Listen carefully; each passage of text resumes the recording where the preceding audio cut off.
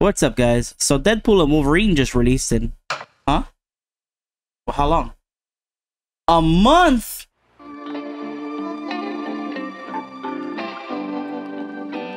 Okay, I'm a little late, but this project took way longer than I intended. Until now, I've seen plenty of Deadpools and plenty of Wolverines, but I haven't seen anyone do Deadpool and Wolverine, which is the name of the movie.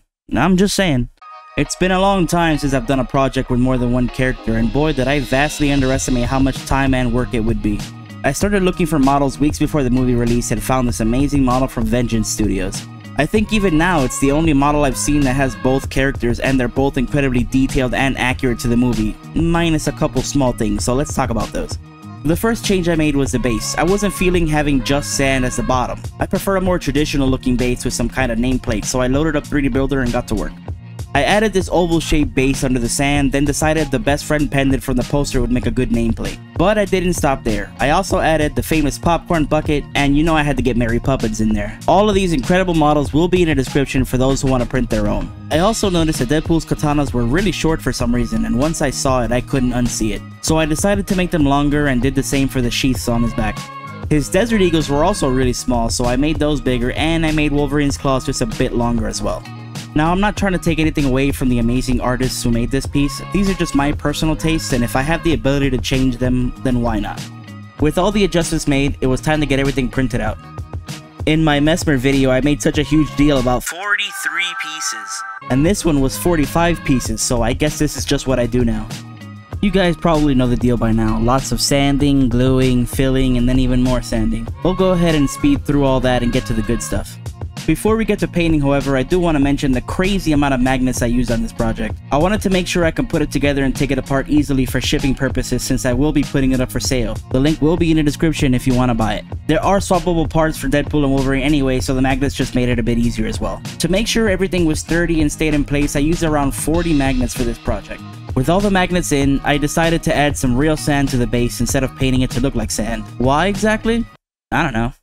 Shut up. I thought it would be easier than trying to make it look like real sand with paint, and it would cover any visible seam lines from the PLA 3D print. So why not?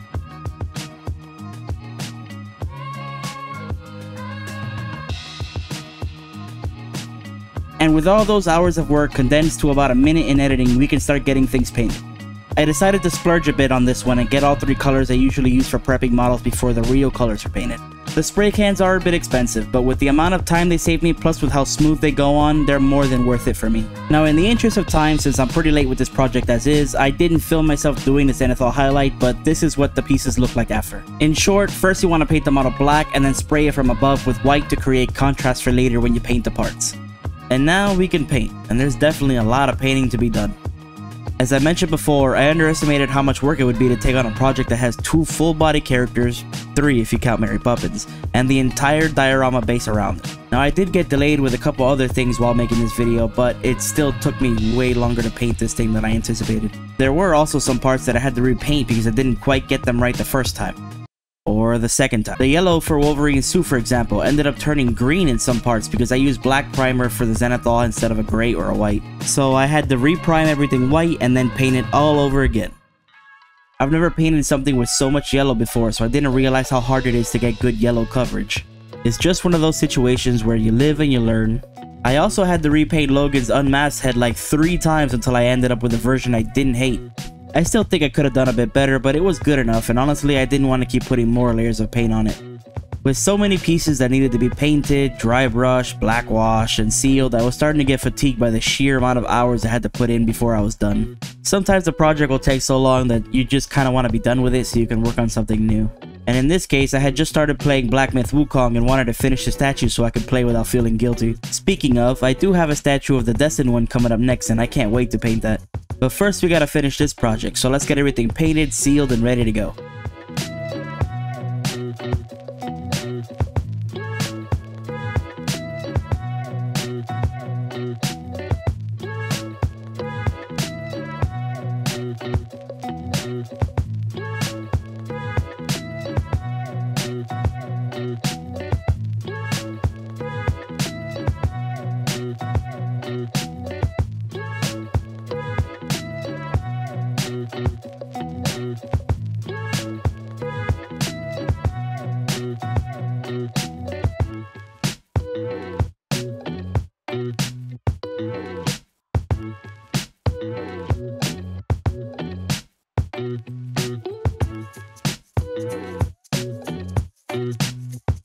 While you guys watch me finish up the rest, let's have a little chat.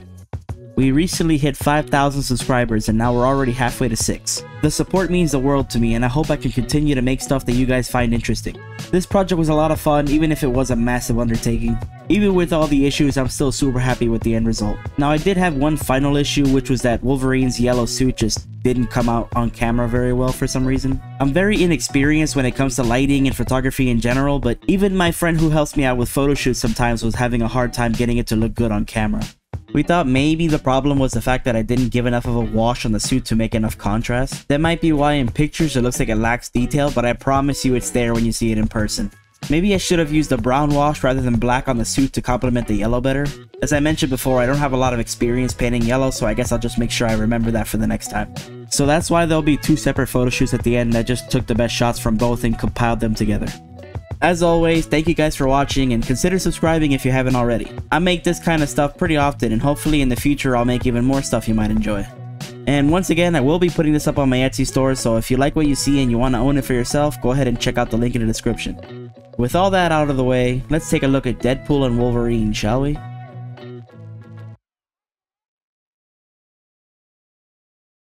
Let's fucking go! Let's fucking go.